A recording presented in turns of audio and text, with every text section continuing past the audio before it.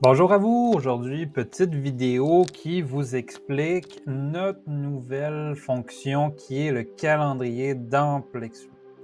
Donc, comment fonctionne un calendrier? En fait, on va pouvoir voir différentes vues dans le calendrier, que ce soit les remises de clés, les départs ou les demandes de service. Aujourd'hui, la vidéo concentre uniquement les demandes de service. Donc, vous voyez ici, j'ai ouvert le calendrier. Pour le moment, je n'ai aucune demande de créer. On va en créer une ensemble. Donc, pour ce faire, la chose qu'il faut savoir, c'est que les demandes et le calendrier sont reliés. Donc, pour voir une demande dans le calendrier, il faut créer une demande de prime abord. Donc, allons-y. Dans demande, vous voyez, je n'ai aucune demande de créer. Donc, on va créer une demande de service en cliquant sur créer une demande de service. Par exemple, sur un évier bouché.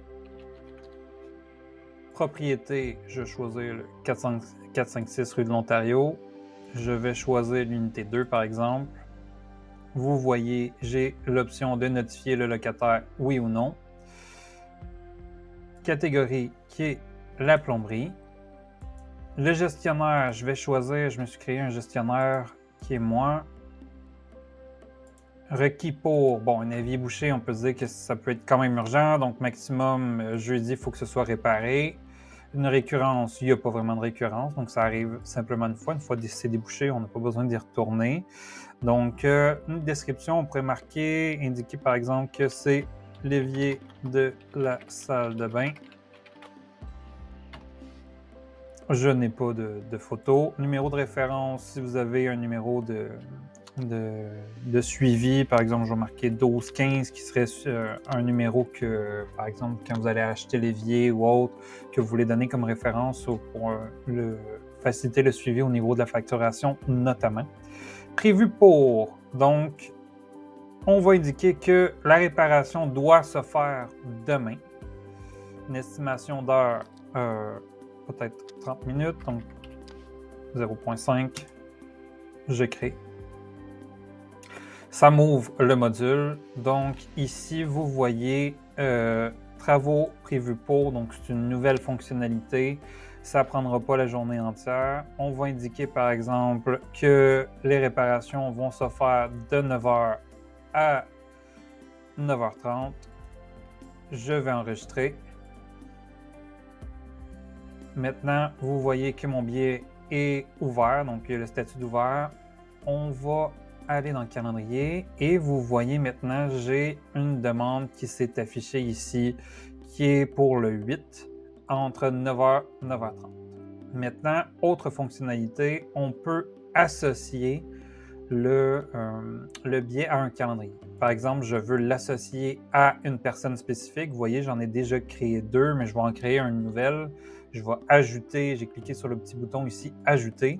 Donc, par exemple, maintenance 2, qui est ma deuxième personne. Je peux lui choisir une couleur qui va être attribuée. Par exemple, je vais choisir un vert. Excellent, c'est ajouté. Donc, comment je fais maintenant pour attribuer le calendrier, le billet au calendrier? Je double-clique et je peux attribuer à la maintenance 2 et sauvegarder.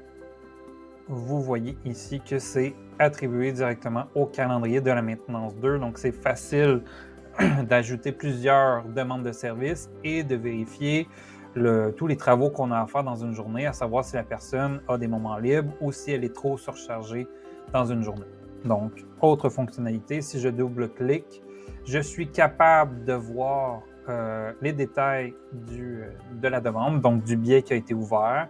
Donc, description, évier de la salle de bain qui est ouvert. Je peux changer ici les moments, donc les heures à modifier. Je peux indiquer aussi, par exemple, que ça peut prendre la journée entière ou je peux l'indiquer comme journée entière. Vous allez voir, ça l'envoie dans le haut. Donc, je peux utiliser l'option journée entière pour attendre d'attribuer un moment spécifique. Donc, je vais décocher ici. Je vais remettre 8h30 à 9h30, à 9h que j'avais mis. Donc, sauvegarder. Et autre fonctionnalité qui est intéressante, je peux dire, cette journée-là, elle est trop surchargée. Je peux la déplacer directement à une autre journée de façon assez simple. Je peux jouer avec les heures, donc ça va prendre moins de temps, donc un 15 minutes, une demi-heure, une heure. C'est possible d'être modifié. Pour la vue, vous noterez également que c'est possible de changer la vue par mois ou de l'avoir par jour, donc voir si la journée elle est trop chargée. Ou par semaine, évidemment, donc en indiquant la date. Donc, j'espère que cette vidéo vous aura aidé. Il y aura d'autres vidéos pour vous expliquer d'autres fonctionnalités avec le nouveau module de calendrier.